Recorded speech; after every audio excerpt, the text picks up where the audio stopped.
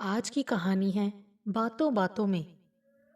उस गहरी घाटी के एकदम किनारे पहुंचकर अवनी पल भर के लिए ठिठकी। पर अब आगे पीछे सोचना व्यर्थ था। मन कड़ा करके वो छलांग लगाने ही जा रही थी कि किसी ने पीछे से उसका हाथ पकड़ लिया। देखा, वह एक युवक था। युवक की इस हरकत पर अवनी को गुस्सा आ गया। उसने नाराजगी से कहा, कौन हो तुम? मेरा हाथ क्यों पकड़ा? छोड़ो मेरा हाथ। मुझे बचाने की कोशिश करने की कोई जरूरत नहीं है। ये मेरी जिंदगी है। इसका जो भी करना होगा मैं करूंगी। हाँ प्लीज, किसी भी तरह का कोई उपदेश देने की जरूरत नहीं है। जवाब देने के बजाय युवक जोर से हंसा। उसकी इस ढिठाई पर अवनी तिलमिला उठी। उसने गुस्से में कहा, ना तो मैंने इस समय हंसने वाली कोई बात कही, ना ही मैंने कोई जोक सुनाया। फिर तुम हंसे क्यों? और हाँ, तुम अपना नाम तो बता दो कि कौन हो तुम। एक मिनट, मेरी बात तो सुनो। जिंदगी के आखिरी क्षणों में मेरा नाम जानकर क्या करोगी? लेकिन अब तुमने पूछ ही लिया है तो बताए देता हूँ। मेरा नाम अमन है। मुझे अब किसी की कोई बात नहीं सुननी। तुम ये बताओ कि हंसे क्यों? तुम्हें जब किसी की कोई बात सुननी ही नहीं है तो मैं कैसे बताऊं कि हंसा क्यों? इसीलिए कि मैं ये कह रही थी कि अपनी थोड़ा सक पकाई। इसके बाद थोड़ी चुप्पी के बाद कहा, इसलिए कि अगर तुम आत्महत्या न करने के बारे में कुछ सीख सलाह देनी हो तो वह सब मुझे नहीं सुनना। मैं कह रही थी कि मुझे नहीं लगता कि इसमें कोई हंसने जैसी बात थी। वैसे भी मेरा हाथ पकड़ने का तुम्हें कोई अधिकार नहीं है। Oh sorry, really sorry. Aman ने अवनी का हाथ छोड़ दिया। It's okay. अब बताइए क्यों हंसे? अब जब तुम मरने ही जा रही हो तो अंतिम पलों में कुछ भी जानने से क्या फायदा? मात्र एक छोटा सा कौतूहल, नथिंग एल्स। ओके, लेकिन मरने वाले की अंतिम इच्छा पूरी होनी चाहिए, वरना आत्मा भूत बनकर भटकती रहेगी। और भूत मुझे जरा भी पसंद नहीं है। ये जो तुम घुमा फिरा कर कह रहे हो ना, इसके बजाय सीधे सीधे कह दो ना, क्योंकि अब मुझे देर हो रही है। आज ही तो मुझे हंसी आई है, वह भी तुम्हारे भ्रम पर। कुछ भ्रम भी कितने मज़ेदार होते हैं, पर सभी का जानना जरूरी नहीं है। भ्रम? मेरा? कैसा? किस चीज का और कैसा भ्रम? बाप रे, एक साथ इतने सारे सवाल। तुम इसी तरह बातें करते हुए मूल बात को खत्म करना चाहते हो। बात खत्म करना चाहता हूँ, वो भी तुम्हारी? नहीं जी, सुंदर लड़कियों की बात खत्म करने की बेवकूफ़ी मैं नहीं कर सकता। बस बस, मस्का लगाने की कोई ज़रूरत नहीं है। लड़कियों को फंसाने का ये बहुत सरल उपाय है, पर यहाँ तुम्हारी दाल गलने वाली नहीं है। तुम्हें सीधी सीधी बात करनी है या नहीं? अवनी की बातों में गुस्सा झलक रहा था। चेहरा भी गुस्से से थोड़ा लाल था। अरे बाबा, एकदम सीधी सादी बात है। तुमने कहा कि मुझे बचाने की कोई ज़रूरत नहीं है। मुझे तुम्हारे इसी भ्रम पर हंसी आ गई थी। वैसे भी हंसने की मेरी आदत नहीं है। इसमें भ्रम कैसा? फिर तुमने मेरा हाथ क्यों पकड़ा? तुम्हें बचाने के लिए नहीं, कुछ बताने के लिए। क्या बताने के लिए? यही कि अगर तुम्हारा इरादा सचमुच मरने का है तो इसके लिए ये जगह ठीक नहीं है। हाँ, हाथ पैर तुड़वाने हों तो बात अलग है। मतलब साफ है। जरा ध्यान से नीचे देखो। ये खाई गहरी तो है, पर इसमें गिरकर मौत हो जाएगी इसकी कोई गारंटी नहीं है। इस गहरी खाई में कोई इतनी ऊंचाई से कूदेगा तो मरेगा, नहीं तो क्या होगा? आई एम सॉरी टू से, पर तुम्हें ऑब्जर्वेशन पावर यानी निरीक्षण शक्ति बहुत कमजोर है। क्यों? देख नहीं रही हो खाई में नीचे कितने पेड़ हैं? कहीं जमीन दिखाई दे रही है? अगर तुम यहाँ से कूदती हो तो गारंटी नहीं कि जमीन पर ही गिरो। किसी पेड़ पर गिरोगी तो हाथ पैर तो टूट जाएगा, पर जान नहीं जाएगी।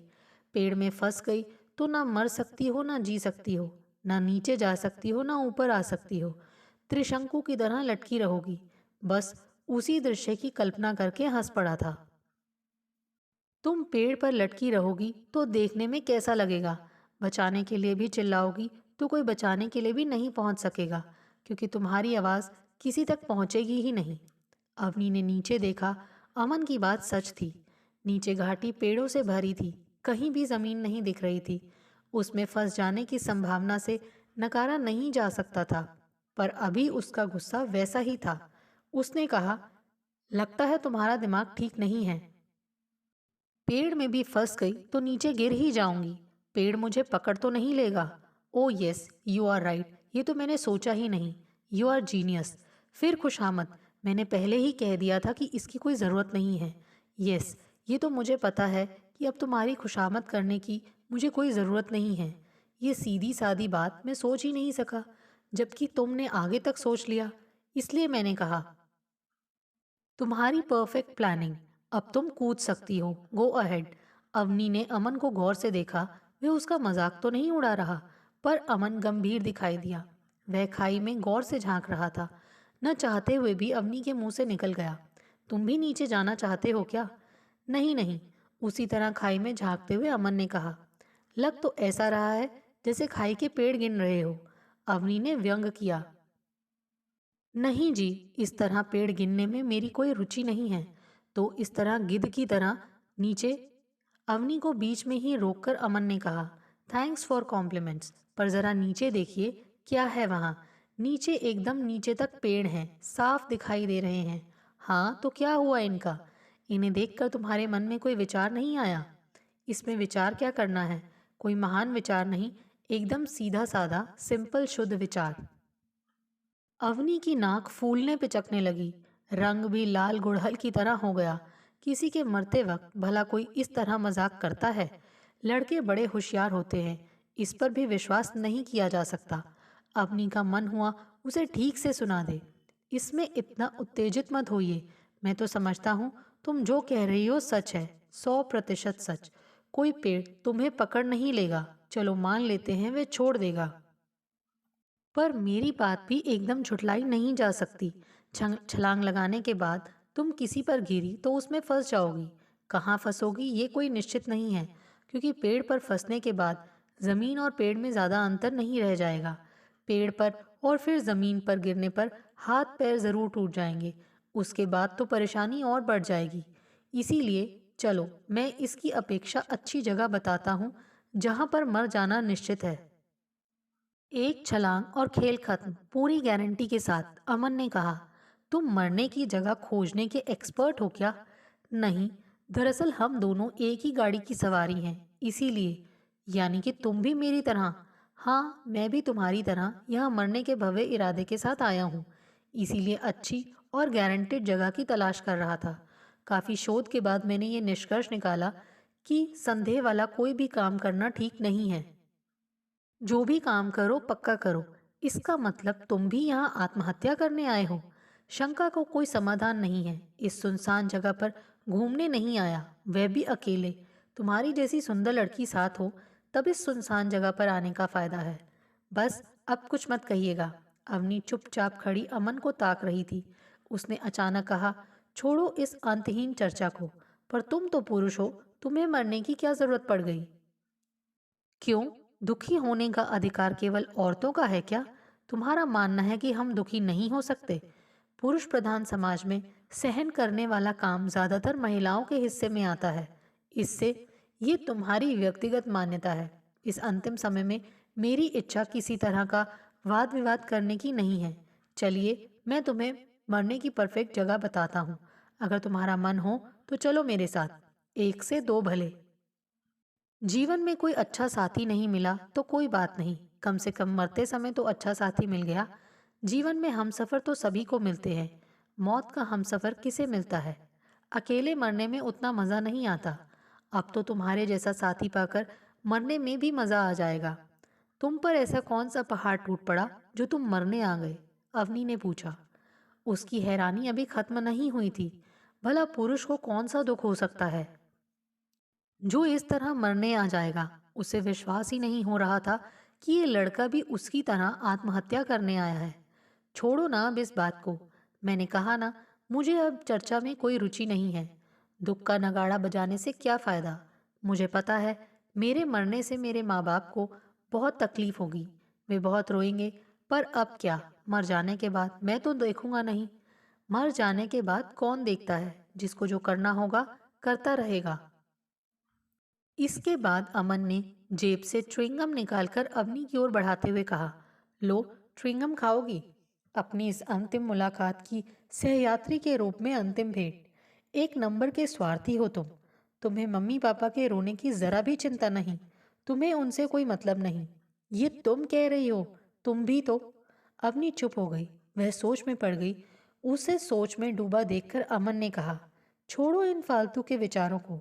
अगर इस तरह सबके बारे में सोचने लगे तो मर नहीं पाएंगे।